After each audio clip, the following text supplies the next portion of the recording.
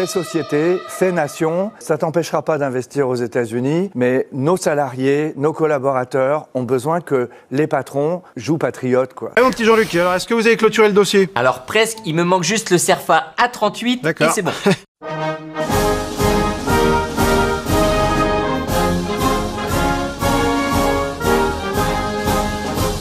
Le CERFA, la norme, on pourrait utiliser tous les acronymes, tous les chiffres possibles et imaginables, toutes les lettres de l'alphabet y passent aujourd'hui en France.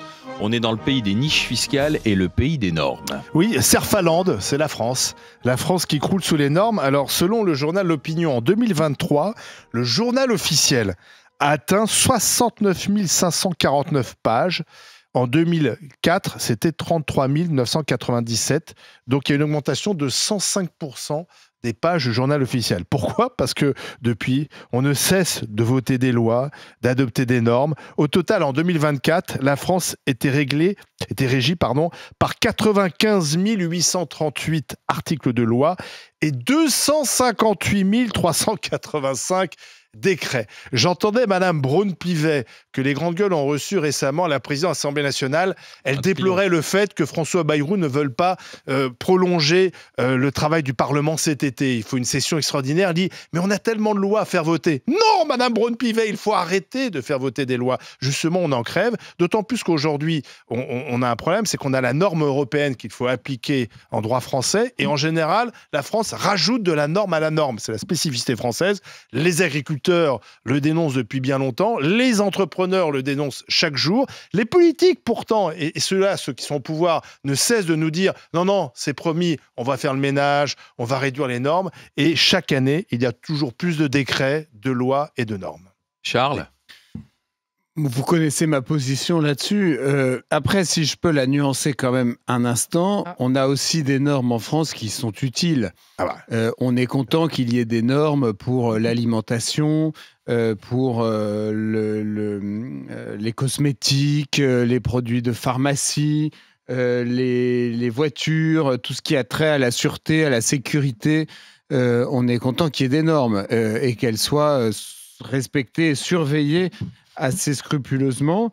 En revanche, bien évidemment qu'on est dans une hystérie normative, c'est la même hystérie que l'hystérie fiscale, et que ça aboutit à des conséquences absurdes. Dans mon petit village du Jura, pour vous donner un seul exemple qui parlera à beaucoup d'habitants de petites collectivités, nous nous apprêtons à défoncer la place du village pour refaire l'assainissement et en gros la tuyauterie générale du village, parce que des normes imposent de se mettre comme ci, comme ça, etc. Et donc un système qui en l'état fonctionne d'un petit village tranquille qui n'a pas du tout besoin de ça, eh bien va se retrouver à engager des travaux à hauteur de plusieurs centaines de milliers d'euros. La commune sans dette. Avec des pavés chinois à la fin. La commune sans dette pour procéder à ces travaux qui constituent, si j'ai bien suivi le dossier, une simple mise aux normes. Donc évidemment qu'il y a des choses qui parfois nous laissent interdits devant la connerie, si vous voulez, tout simplement, hein, qui est quand même un courant en vogue en France.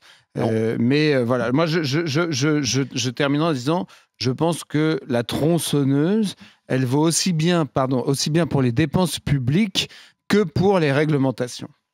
Emmanuel. Toutes ces normes, c'est largement les pleines conséquences, les pleins effets du mitterrandisme, 40 ans, 45 ans bientôt après mai 81, avec le syndicalisme. Il y a deux dates dans la vie d'Emmanuel de Villiers. Ça a commencé avec les accords de Grenelle en 68, où on a mis les syndicats sur un piédestal, et on a un code du travail qui est un maquis absolument impossible. Alors, il faudrait renverser la donne, c'est-à-dire que les administrations ne considèrent plus les forces économiques, depuis le plus simple artisan, comme un suspect, mais avec respect, comme un client quelque part, au minimum comme un administré respectable. Et moi, de mon expérience qui est large, de 35 ans de direction d'entreprise dans de multiples secteurs d'activité, en fait, en France, tous les gens que j'ai rencontrés qui ont réussi, c'est qu'ils ont triché avec les normes. Si on respecte tout, c'est impossible de réussir. Mais le dernier exemple en date, où on a tordu le bras des normes, c'est Notre-Dame. Bien sûr. Notre-Dame, il s'agit de reconstruire Notre-Dame, là on s'assoit sur les normes. Pour reconstruire Notre-Dame, dans les délais, on est passé outre un certain nombre de normes, on a accéléré le chantier, ce qui fait qu'on a pu être prêt pour 2024 et les JO. Pardon, Alain, toute petite remarque conclusive. En fait, la norme, parce que les gens des administrations, faut pas les diaboliser, ils font pas ça pour couler, c'est pas des gens sadiques, mais c'est que une formule un peu proverbiale. Raffiner les normes, toujours ajouter des choses de plus en plus compliquées pour un micro-problème. En fait, le proverbe, il est le suivant, le mieux est l'ennemi du bien. Il faut arrêter tout ça. Après, il y a un business des normes, ça fait vivre quand même beaucoup de gens. Parce que les normes, il faut les faire respecter, il faut les faire appliquer. Ça crée finalement une économie. Mais bien sûr, mais tu sais que pourquoi y a-t-il autant de fonctionnaires dans les collectivités territoriales? C'est pour faire respecter les normes. Je ne donnerai pas de nom, mais certaines entreprises qui vendent aux particuliers, et pas qu'aux particuliers d'ailleurs, des appareils électroménagers, des objets pour l'électricité, des interrupteurs, des ceci, cela, etc., jouent énormément sur l'évolution des normes pour laquelle elles militent, pour obliger les gens à refaire leur électricité, à refaire leur cuisine, à acheter un nouveau four parce que quand la norme a évolué, ils ne peuvent pas garder notamment l'ancien. Les DPE, la diagnostic énergétique. Ça, c'est effectivement un business silencieux mais prospère. Florent. Quand j'étais à la fac, on apprenait déjà un rapport parlementaire qui date de 2005 ou de 2006 et qui disait on est passé d'un état de droit à un état de paralysie du droit. Et moi, j'étais en fac de droit, donc je me rappelle que quand on découvrait ça, on se disait, bah mince, on veut faire du droit et on est déjà dans un état de paralysie du droit. Et ça, c'était il y a 20 ans. Donc le problème de l'inflation normative, comme on l'appelle, il n'est pas nouveau. C'est-à-dire qu'on a rajouté des lois sur des lois sur des lois sur des lois en pensant qu'on pouvait, de manière infinie, complexifier les choses. Or, c'est vrai qu'aujourd'hui, il y a par exemple, en ce moment, on est en pleine déclaration d'impôts. Je pense que vous avez tous remarqué que c'était quand même compliqué. Les impôts, ils ont tous un nom différent. Il y a un acronyme à chaque fois. Alors, je comprends que l'histoire, on parlait là, par exemple, de l'exonération des retraités. En fait, il y a toute une histoire avec, à l'époque, ils ne pouvaient pas faire de cash. Donc, on leur a fait une petite exonération. Enfin, c'est des choses qui sont obsolètes aujourd'hui, puisque aujourd'hui, c'est plus vraiment le sujet. Donc, en fait, le droit, c'est à la fois ce qui permet d'agir, mais c'est à la fois le produit d'une histoire. Et c'est ça qui est très compliqué. Parce que l'inflation normative, si on regarde à travers l'histoire, elle s'explique. Parce que chaque politique est arrivée dans un contexte, sans parler du fait que les politiques adorent faire leurs lois, parce que sinon, ils savent pas trop à quoi ils servent. Et en plus, avoir une loi qui porte son nom, c'est quand même la classe. Donc, c'est le produit d'une histoire, mais aussi d'un état de fait actuel. Moi, j'ai une position nuancée, parce que d'un côté, je reconnais, notamment en tant qu'entrepreneur, que l'inflation normative, elle complique plus la vie qu'elle ne la simplifie, et que c'est regrettable. De l'autre, je suis assez fière de vivre dans un pays où on mange les meilleurs fruits et légumes d'Europe et du monde, où on... ça m'étonnerait. Mieux qu'en Italie, les fruits et légumes. On en vend de moins en moins. En tout cas, sur le bio, on a... des super normes, le goût de nos tomates. On contrôle mieux notre alimentation, nos fruits et légumes, notre santé, notre sécurité sociale, etc. Donc moi, je crois qu'il ne faut pas avoir de dogme en matière de la question des normes. Par ailleurs, j'ajouterais que tous les 3 derniers présidents, Emmanuel Macron, François Hollande et Nicolas Sarkozy, avaient tous un ministère de la simplification, avaient tous la volonté de faire de la simplification normative, et qu'aucun des 3 n'a réussi. Et pourtant, il y en a un qui est de droite, il y en a un qui est de gauche et il y en a un qui est du centre. Donc si c'était facile de faire la simplification administrative, ça se saurait.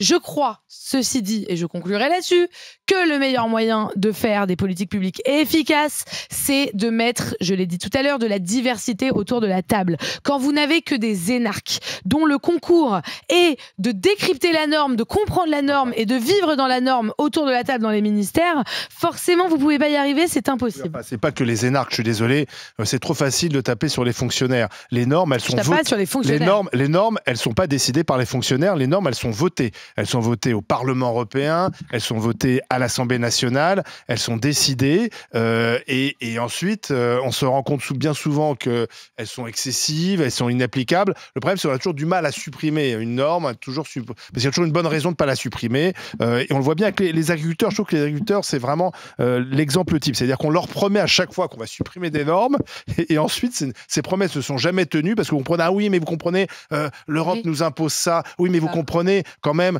si on veut manger des bons fruits et légumes, etc. Concernant les fruits et légumes, malheureusement, on importe de plus en plus venant de pays qui ne respectent pas nos normes. Donc en plus, on s'impose des normes qu'on ne fait pas respecter aux autres. Et tous ceux qui font les normes, tous ceux qui font les normes sont ceux qui vivent sur le système. C'est Thomas qui va en parler avec nous, il nous appelle du Gers. Bonjour Thomas. Bonjour à vous. Et bienvenue restaurateur Thomas. Absolument. Donc la norme, vous devez savoir ce que c'est. Oui, et la norme, elle s'arrête pas juste à nos professions. Moi, j'ai acheté les murs du bâtiment dans lequel j'ai le restaurant et mon appartement il y a plus d'1 an. Et, oui. et on a mis 1 an et demi à peu près à discuter avec les Monuments de France, oui. à poser un permis de construire de travaux. Et une fois déposé et l'accord des ABF, la mairie m'a sorti une norme supplémentaire, à savoir la zone archéologique, pour faire la toiture de mon bâtiment. Et donc on m'a bloqué mon dossier 2 mois de plus pour attendre que les archéologues réfléchissent à savoir si j'avais le droit de faire ma toiture. On ne sait jamais, des fois que je trouve quelques fossiles sous les tuiles.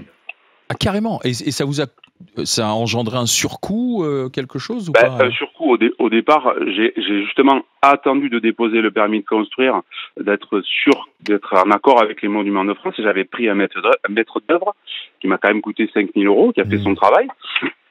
Mais quand on m'a sorti ça, j'ai dit c'est pas possible, quoi. J'essaye de tout bien faire, de prendre des rendez-vous avec les Monuments de France, avec la mairie, d'avoir un maître d'œuvre dont c'est le métier, de faire un bon permis de travaux avec les 10 pages en 7 exemplaires. Et derrière, on me ressort un blocage. C'est sans fin. C'est sans fin. Et du coup, vous en êtes à... Ça fait combien de temps que ça dure, cette histoire, alors? Et on a discuté en septembre 2023, donc on a signé le sous-seing privé. Donc on a attaqué avec la maître d'œuvre en septembre 2023 et on a attaqué la toiture il y a 1 semaine. Et les archéologues, de prime abord, on a l'impression que c'est des gens sympas, mais il y a des, passez-moi l'expression, il y a pas mal de cons là-dedans, et en plus ils trouvent jamais rien. Et là ils ont même ça, voilà. une toiture. Comme ça, je vais vous raconter la situation est résumée, hein, par Emmanuel. Par Monseigneur de Villiers. Mais je vais vous raconter une anecdote, Thomas, d'un autre restaurateur qui avait fait refaire l'intérieur de son restaurant et il avait mis pas mal de fer forgé.